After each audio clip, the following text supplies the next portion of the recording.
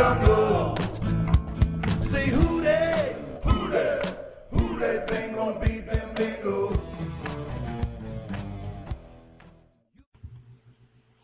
And welcome to the very first RBF Real Bengals Fans podcast. I'm your co-host, Scott Meyer. I'm also the founder of the RBF Facebook group. My co-host for each one of these shows will be the great Sammy Stickler, one of our authors at realbengalsfans.com. Just real quick to kind of discuss what RBF is and what it's all about. Real Bengals Fans Facebook group was started back in March of last year, and we were very small at the time, about 400 members to start off. Doing a lot of posting about different things, different topics that had to do with the Bengals, and ever since then it's continued to grow, and now it's up to 10,000 members strong. Very happy about that, and hopefully we continue to get even more Real Bengals fans associated with the group. In addition, we have the Real Bengals Fans website, where we have 7 different authors who basically write about Bengals topics and their opinions about different items, with whether or not it has to do with the coaches, the teams, different players, and what their ideas about whether or not the Bengals are going to do well, or basically their opinions, and they share those in an article form. And we share a lot of those articles on our Facebook page, and that's facebook.com Real B Fans. That's where we always put all of the articles from the website and combine it with a mix of pretty funny NFL memes as well. So you can find all of that stuff under RBF at Facebook or at realbengalsfans.com to give that a look-see. Now, as far as explaining a little bit about myself, my name again is Scott Meyer, and my first Bengals experience, starting off there, was back in 1981 when my father decided to teach me about football at the ripe age of 7 by watching the Bengals that season. And fortunately, they went to the Super Bowl, and I got to watch that with him in 1982, and I was hooked as a Bengals fan ever since. Now, since I've been hogging the mic and haven't really had a chance to allow Sammy to speak, I'm going to go ahead and hand it over to him, and maybe he can tell us a little bit about why he writes for the RBF website, and more about himself as well. Thank you, Scott. Just to start things off, I've enjoyed being a part of the RBF website, for the past several months. It's amazing to see how quickly it's grown over the past few months. I think whenever I came on, there was a couple thousand, and now we're close to 10,000 people within the site, and everybody has their own opinions, and it's just been great to see. The reason why I decided I wanted to write for realbengalsfans.com is because I have a major interest in this team, because I've been a fan for 14 years. I started off in 2002 going to the Battle of Ohio when a couple of friends had an extra ticket, and they asked me if I wanted to go to a game. I didn't know a single thing about football, and it just went from there. Watching this team starting off with John Kitna and Corey Dillon, moving through Carson Palmer, now to Andy Dalton and A.J. Green. It's been a fun ride to be a part of, and I appreciate being able to put articles out there for other Bengals fans to read. I pretty much just try to put my perspective in on it as much as I can. I try to back my articles by fact as much as possible with everything that I put into it. Pretty much whenever I'm thinking about writing an article, I try to think of what do I want to know, and if I was a fan, and that's how I got my start with this. Well, that's definitely true. I will say, Sammy, with every article that I've seen you write, it's full of really good statistics, and it is based on fact, and that is something that is few and far between nowadays in the articles that you get to read. A lot of it's a lot of spin, really. Now, in addition, one of the things that I think we should talk about first, and I'm going to hand it over to you to start off, we're looking at the beginning of the offseason now at the Bengals and their unfortunate loss in the playoffs against the Steelers. That whole topic we'll discuss at the end of the show. since there's so much meat on the bone for that. But as far as the beginning of the off season, what was the biggest or single greatest takeaway or moment that you have from this season, Sammy? This was the first year I was able to actually purchase season tickets to go, and for us to go 12-4, matching the franchise record for wins in a season, it was great to see. I feel like the organization as a whole is in really good shape, especially with Andy Dalton at the helm. It was unfortunate that he went down, with a broken thumb, and our season ended short. We all know how that ended. I'm not going to bring that up. I was able to see some great football this year, and I have no reason to believe that we're not going to be able to continue with that success with the roster. Yes, we do have a lot of free agents that I think we're going to get into here shortly, but overall, I think the single greatest game that I got to see this year was the Seattle game when we're down 17 in the fourth quarter to come back and win in overtime. That was a absolute blast to be a part of. So for me, the single greatest takeaway I'm going to take from this is I do feel like even though we are one and done a lot within the playoffs, I still feel like this organization is where it needs to be to continue to head in the proper manner. Oh yeah, that's definitely true. I believe that 100% as well. They have a lot of good talent in place, that's for sure. As far as for my single greatest takeaway or moment that I had in the season, I'm going to have to say it was my birthday during the playoff game against the Steelers. Unfortunately, we didn't pull off the win. A lot of different variables were involved in that, obviously. But just for a minute there, I will say, and truly it was for 1 minute, I did feel as though I was going to end up having one of the greatest birthday presents of all time in having the Bengals beat the Steelers in the playoffs and get their first playoff win in over 20 years. Let's go on to talking about this free agent situation. We have so many of our talented squad involved in the free agent situation with the Bengals now, and a lot of people want to talk about that and what's out there as far as the opinions are and which different players we should keep and which ones we should go ahead and let loose into the free agent market. The most notable free agents that we have in the offseason include Adam Jones, Andre Smith, Marvin Jones, George Iloka, Reggie Nelson, Vincent Ray, Emmanuel Lemire, Wallace Gilberry, Mohamed Sanu, Brandon Tate, and Pat Sims. I mean, this is a large force within our organization, within the Bengals organization that is out there. And, we have to really try to consider, I guess, who would be the most expendable of this offseason. In my opinion, I'm hoping that, we get to free up some of this cap room so that we're able to re-sign the guys that really need to be on the Bengals squad again next year, so we have just as much talent as we had this year and got to where we were with the 12-4 season. In my opinion, just moving forward with this, and I'll definitely hand the mic over to you on this here shortly, Sammy. As far as I'm concerned, we really should go ahead and move forward with, in my opinion, getting rid of or letting go, not necessarily getting rid of, but letting go Leon Hall. He's had a great run with the Bengals, but unfortunately, with it being $9.6 million, it's just too much money to have to pay a veteran cornerback that's maybe got a couple seasons left. And I'm hoping to be able to open up that cap room so that we can have that available for the other talent that we need to keep on this roster. In addition, Andre Smith, $6.3 million. Andre Smith, in my opinion, hasn't really been that good of a player in his position at right tackle the entire time he's been with the Bengals. I'm actually surprised that he was able to negotiate $6.3 million for a season, to be quite honest. And I would be glad to see them let him go into the free agent market. As far as I'm concerned, though, going down the list with Reggie Nelson, I mean, just look at how many interceptions he had this season. It's insane, the idea that we might let him loose. He is at $4.7 million, in his contract.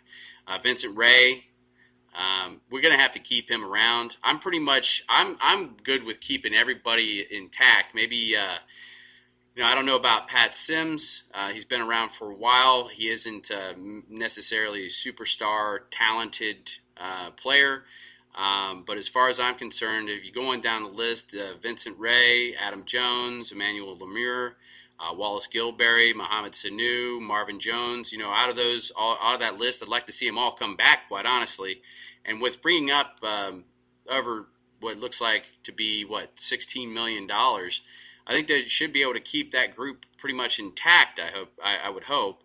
But in addition, as far as I'm concerned, the Mohamed Sanu and Marvin Jones, we have to have these guys back. These are key players that Dalton has really grown with and has been able to trust and really build a great receiver quarterback rapport with. And I think that dynamic and that element is going to continue on in the next season. What is your takeaway from the free agent situation that the Bengals are up against this coming year here, Sammy? What's your opinion of the whole situation? I agree with you there, Scott. Whenever it comes to the free agent market, Leon Hall and Andre Smith need to be let go. Whenever you look at Leon Hall, he has a propensity to be injured. And whenever it comes to that, we got to remember this guy has had 2 ruptured Achilles, and he was even injured sometimes this year. Having a cap hit of $9.6 million on him, I think is going to ultimately seal his fate that he's probably not going to be back next year. I guess the question that I'm going to bring to you on this is, whenever it comes to our wide receivers and Marvin Jones and Mohamed Sanu, I think they need to throw the money at Marvin Jones. I know I've written about this. He is, without a doubt, one of the most untapped resources within our Bengals offense with the way he's able to play the game. I think that you can look at re-signing Marvin Jones and then going out into the NFL draft, finding that good slot receiver to take over for Sanu. I would love to see Sanu come back. Don't get me wrong on that. I know he has that ability to be able to be used for trick plays, but I'm not sure that you're going to be able to get them both back. And if I had my choice between the two of them, I'm going to have to say Mohamed Sanu probably would need to go, and we need to make sure that we keep Marvin Jones as much as possible. What's your take on that? I absolutely agree. As far as Marvin Jones is concerned, coming back from that injury, and I think it was you that you wrote an article and you had mentioned about each time Marvin Jones had a catch or two or something like that, except for maybe one game, we pretty much won just about every time he got a catch. I thought that was a very interesting stat. I didn't have any idea that was the case, but as far as Marvin Jones is concerned, his work ethic is unbelievable. I think you're right that there could be somebody out there that could take the slot receiver spot. Other than Sanu, being that Sanu was getting paid, $1.6 million, and Jones was at, about $700,000 or something like that. The likelihood is that Mohamed Sanu is going to command a lot more money than Jones. Unfortunately, I think you're right. We're probably going to have to make that decision, and ultimately, if it comes down to that, I am all about keeping Marvin Jones over Sanu. Quite frankly, the trick plays, they're great, but as far as I'm concerned, I want a solid receiver out there that I know Andy Dalton can trust, and it looks like he favors Marvin Jones over Sanu most of the time. He does look for him more often, so I would definitely agree with you there on Marvin Jones. What's your thought process behind the rest of the free agent roster that we have left out there, Sammy? Well, whenever I look at it a little bit more, if we were to get rid of Leon Hall and Andre Smith, that's going to free up a ton of cap room to be able to sign all the rest of the guys that we got. The thing that we're going to have a problem with, though, is like when it comes to George Iloka and like Reggie Nelson, are these other teams going to throw more money at them than what Cincinnati's going to be able to? Hopefully, they're going to want to be able to come back, and be a part of this organization and continue the winning ways that we've been able to do. And I think with doing that, I would expect if Leon Hall was to get cut, I'm going to expect to start seeing Adam Jones moving into the nickel corner or we're going to have Darqueze Dennard, because I think he's starting to really take shape as a starting corner until he went down. Had to get put on IR, as well as you got Dre Kirkpatrick on the other side. I mean, that is three solid corners that are going to be able to stop any real receiving core that's out there in the NFL. So my last take on it is, yes, if we were able to free up $16 million between Leon Hall and Andre Smith, I think we'll be able to maintain at least 90% of the people that we have left.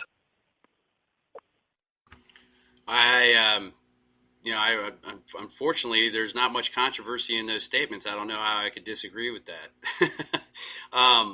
Now, moving on past the free agent situation that we have, and I do agree with you. I mean, as far as, Leon Hall, it's pretty much a no-brainer. I mean, that's $10 million that we're going to have made available for other free agents to get those re-signed. He's at the end of his career. We do have a solid cornerback core. I think we could probably pick one up in the NFL draft and go from there. If we don't, maybe pick up somebody else for less than $9.6 million. Maybe a guy that's only been around for a couple years and is underrated. There's a lot of different scenarios where that's going to be a viable change for our organization as far as Leon Hall getting let loose, unfortunately. I mean, he had a great career here.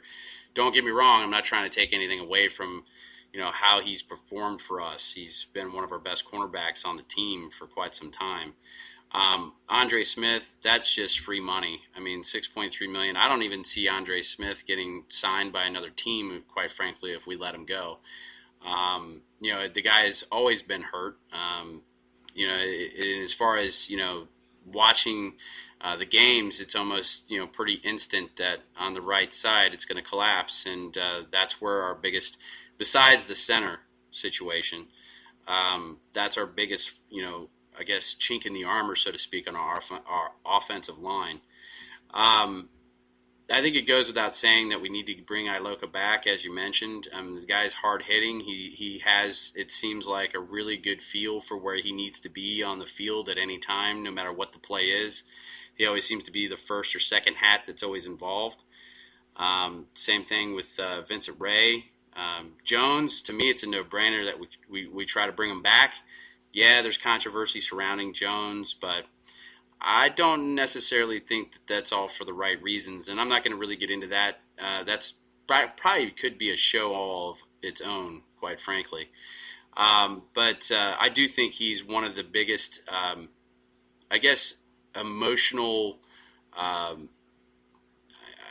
want to say the emotional hub of the entire defense. Between him and Burfict, these guys instilled a passion in our defense that's necessary in order to drive them to want to do the best to their ability. And I think you need to keep that dynamic going.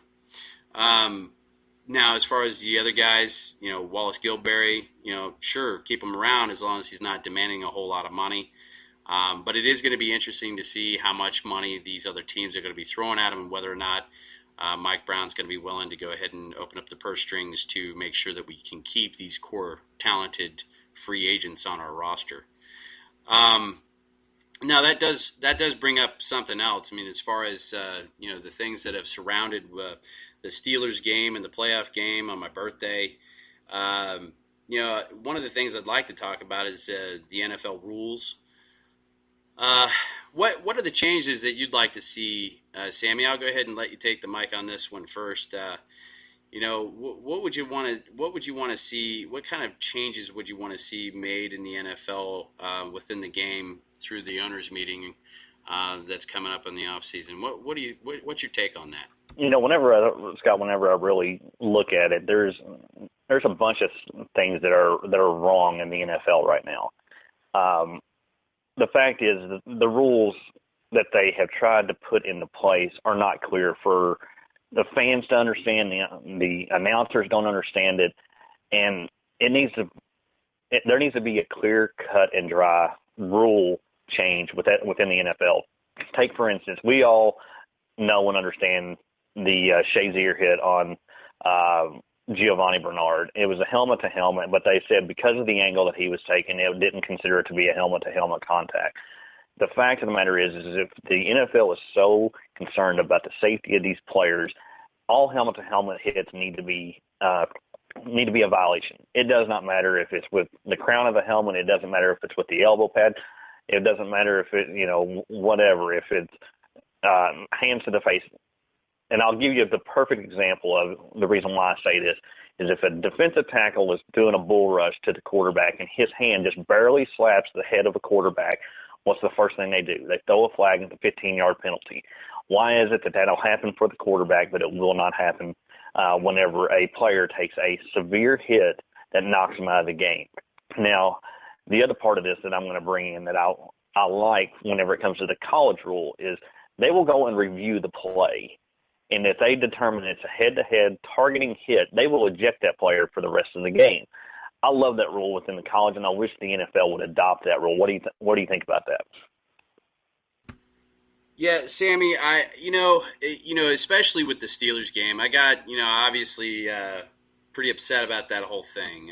And I agree with you on the whole Bernard hit. I mean, it's quite obvious even in the instant replay that, it was a helmet-to-helmet hit. They say he took, 2 steps. He wasn't defenseless. But then on the other end of the other side, we had a situation where their receiver took 3 steps, and then we hit him, and we weren't even helmet-to-helmet if you look at the instant replay. And it shouldn't have been a foul. So why not send it upstairs for a review? Why not actually use the instant replay as a tool that it's meant to be used for whenever there's a questionable call out on the field? I mean, we can't possibly keep the power in the hands of the referees simply because there isn't any concise rules. It's all left up to them on the field as the plays happen, and this game is super fast. So, I expect there to be mistakes, but not mistakes that are obvious after reviewing the instant replay that there either was or wasn't a foul that occurred, and yet the game goes on as though that mistake didn't happen. It just simply doesn't make for a good football game. Why have the rules if you're not going to back them up in real time? I don't care about, let's hear the NFL talk about how, hey, that touchdown shouldn't have counted. Okay, great. Well, if it didn't count, then the Bengals should still be in the playoffs. Well, why didn't they send that upstairs in real time during that game to make sure that they got it right? You can't let the playoff game, any playoff game for that matter, whether it's the Bengals or whatever team you want, whether it's college or the NFL, to be determined by a wrong call by a referee. The fact that this is happening takes away so much from the game, and it's flat out, outright, in your face, wrong. So, it really starts to tear at the very root of, what's going on. What's going on in the NFL that, we can't actually see a game and see these things happen, and they're not corrected right away by the officiating team. So I agree. Send it upstairs. Make sure that there's a review process, especially in the last 5 minutes of any game. I don't care if it's a playoff game or not. Make it a flat-out rule that at the last 5 minutes of any game, it's going to be sent up to the officiating crew upstairs to review the instant replay and make the call. That way, there is oversight in real time instead of these articles that come out from the NFL talking about how that shouldn't have been called the way it was. And unfortunately, if that hadn't happened, then the whole game would have changed and the winner would have been different.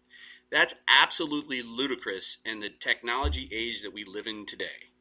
What are your thoughts? I agree with you totally, Scott. I mean, it is ludicrous that we have the technology nowadays. I mean, look at it. They got pylon cams that can see if the ball breaks the goal line. You've got the camera flying around the stadium nowadays. The NFL needs to step in. And as I pointed out before, if the safety is such a concern, like they want to put it, then something needs to happen. And I'm going to take this one step further. I would like to see to the point, and I think you're going to get to it, if not this offseason, where coaches are going to be able to challenge a penalty because of all of these missed calls. And it's not just the Cincinnati-Pittsburgh game. I mean, take, for instance, yesterday, the Pittsburgh Denver game. I mean, there was blown calls on that one as well. If you look at the Packers versus Arizona, there was obvious pass interference penalties, but that, and I believe that you're going to have to see the NFL say, we're going to have to give these coaches a chance to say, that was a penalty. You need to take another look at it. So that's going to be my one step further, is you might see that coaches challenge be able to use for penalties. Do you agree with me? Oh, absolutely. I mean, why not have the ability to challenge the officiating team? You know, that's the problem that I think this is all rooted from to begin with. This is all based on their call on a super fast, the fastest level of the football period. And we have the instant replay available. You see it on the big screen when you're there. You can see that it was the wrong play. Why wouldn't they be able to challenge the referee when you can flat out stare at what they got wrong? To decide to continue to make referees the be-all God and determiner of the outcome of a game and to give them that power, it basically undermines the entire game. So I don't see how it's not something that has to be changed in the future. And then to get back to what you were saying about the quarterbacks, you know, you get a hand on their helmet and bang, there's a foul. You're right. It's only the quarterback that they're concerned about, and it doesn't make any sense, quite frankly. And I also think that the referees should also be subject to fines and suspensions for getting it wrong, and especially if you're not going to give the coaches the power to challenge their call. Make there be repercussions for them getting it wrong. I mean, they're not losing their jobs. I mean, hey, the referee team that was in the playoff game with the Steelers was the same referee team that was in the game previous against the Steelers. Make there be some accountability. Assistant coaches, that brings up another thing. Porter out on the field. There should be a suspension for that. I don't, $10,000, he's laughing all the way to go grab that $10,000 and to hand it over to the NFL. I mean, that cost us the game again, right there. Just another thing in the playoff game. And I'm sorry I keep, harping on it, but I'm super, super raging about this whole thing. The fact that they didn't get slapped with a $100,000 fine, and then, pulling the hair didn't get slapped by another $100,000 fine and a suspension. That's, what is this, the WWE, for crying out loud? I mean, it's just it's just insane. So, more concise rules too. Let's make it, straight up. This is what the rule is. It's not leveled on, interpretation. It's straight up, this is what it is. This is what you have to look for. This is what it's going to be. And if that rule is violated, then that's the penalty. And then give the challenge make the challenge available. Make them send it upstairs. I think they should make it so that the coaches can either challenge the referee or simply go straight to the officiating crew upstairs. Don't even have a challenge, right? Just automatically press a button. It goes straight to the officiating crew upstairs, and then the announcers are notified instantly. I mean, this is the technology age. Why do we have to throw a red flag out on the field, really? Come on, right? Yeah. So the bottom line here is that, things got to be fixed. We're talking about the integrity of the game itself. Doesn't matter what team you're a fan of. If the integrity of the game is at risk, it's it all becomes questionable. So yeah, they got to do a lot to fix that, and I hope that they do. This makes me kind of lead into what we've kind of been putting off the whole time, and I know we're only supposed to do a 30-minute show, but I did want to talk about this a little bit. The Bengals Steelers game.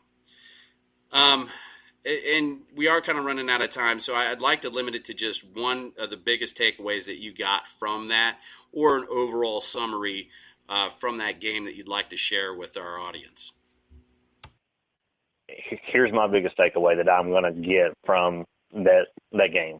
The NFL has a rivalry on its hands now that they have no idea what they have done. And the NFL is only going to have themselves to blame because of these previous two games. Scott, I know you were at the game. I was at the game. You could see the intensity picking up play by play by play and how, it was getting intense. And I knew the lid was going to blow off of it. And my takeaway is this rivalry will not go away for years to come. It is going to be knockdown dragouts every single time, especially when Vontaze is lining up on the other side and Big Ben is there. You're going to see football like you've never seen it before when these two teams meet. And the great part for football and for us Bengals fans, we get to see them twice a year. And win or lose, I guarantee you it's going to be a great game to watch. I agree 100%, man. You could feel the intensity in the air. It was insane. I'm gonna have to say one of the biggest things that I took away from the Steelers-Bengals playoff game, the wild card game, was too much power in the hands of the officiating crews. There isn't enough accountability. In addition, and I hate to bring this up, but the fact is that, all of the talking heads and the NFL analysts that were out there who did a show about this game wanted to put all the blame on what happened in that game on the Bengals. And what is really confusing to me as a fan is that we had all these talking heads and analysts talking about the Bengals being at fault and Vontaze Burfict losing his temper, and we had Pac-Man Jones who blew it all, and they got to get him under control. Sure, there is a control issue, and that falls squarely on the shoulders of Marvin. He obviously doesn't have control of his players at all times, which most head coaches in the NFL do, in my opinion. But beyond that, here we are just a week later, and we have all these reports from the NFL themselves talking about it being wrong, talking about it didn't happen the way it should have. The talking heads are now coming out and saying that it wasn't necessarily the Bengals' fault. But this is all, just a little too late for them to reverse everything. And outside of that, and I wasn't even going to bring this up, but there was a petition out there with 40,000 signatures from Bengals fans that didn't even get recognized by the NFL. And this was, within 3 days of the game itself. Still haven't acknowledged it. I don't even know how many signatures there are now. And quite frankly, I don't care because it's not going to change anything at this point. But the fact is that it made me really have a bad taste in my mouth to see all of these different talking heads and analysts talk about the Bengals as though they were completely at fault for what happened during this game. And now all of a sudden they're reversing what they're saying. And it's coming straight from the NFL. We're getting fines on Joey Porter. We're getting fines on the assistant coaches. We're getting fines on their players. Shazier should have had a fine, in my opinion. A lot of people will argue with me on that point. But it was all backwards. And nothing was done about it. And now in the afterthought, the NFL is throwing some little piddly fines that nobody cares about just to kind of cover their you-knows. I don't know. I guess there's more to talk about on that, and we could break it down to each individual item from that game. Maybe we will do a show about that. Who knows? We'll talk about it later. But we have run out of time, unfortunately. I do appreciate you joining me, Sammy Stickler, as the co-host. Real quick, and by the way, folks, Sammy's going to be the co-host of this show every time, just so you know. Real quick, got to do a shout-out to our sponsors. We have the Grueling Truth Radio Network by Mike Goodpaster. Sammy and I are on those shows here and there. We do a Real Bengals Fans trivia show. In addition, every once in a while, I end up showing up on the Pick'em show with him and Leon Searcy. Mike's shows are really fun to listen to, and usually he has a legend as a co-host. from the NFL. NFL legends like Reggie Williams, Leon Searcy. You got all kinds of different people to listen to. So make sure that you listen to his shows every once in a while. In addition, please stop by realbengalsfans.com. There is a free membership. You can join up. You can make comments on all of our authors' articles. Give your opinions. They are willing to talk with you about your opinions with regard to their articles at any time. In addition, there is going to be a forum that will show up on the website very soon for Bengals trivia and a bunch of other things. And don't forget to go to our Facebook page and give it a like. Real B Fans at Facebook. So facebook.com Real B Fans, as well as join the Real Bengals Fans Facebook group if you haven't already. This is Scott Meyer, and I'm signing off here with Sammy Stickler. Sammy, you have anything else to say, sir? It's been a great thing to be a part of, up to almost 10,000 members now. Keep it going, guys. I mean, share the page, share the, show the love. And, yes, it was a rough way to end the season, but, always keep calm and hoo-day. I agree 100%, brother. Hoo-day, for sure. And thanks again for being a co-host on the show, Sammy. I'm looking forward to doing more shows with you here shortly on the Real Bengals Fans podcast. To you Bengals fans out there, as always, hoo-day. Hoo-day.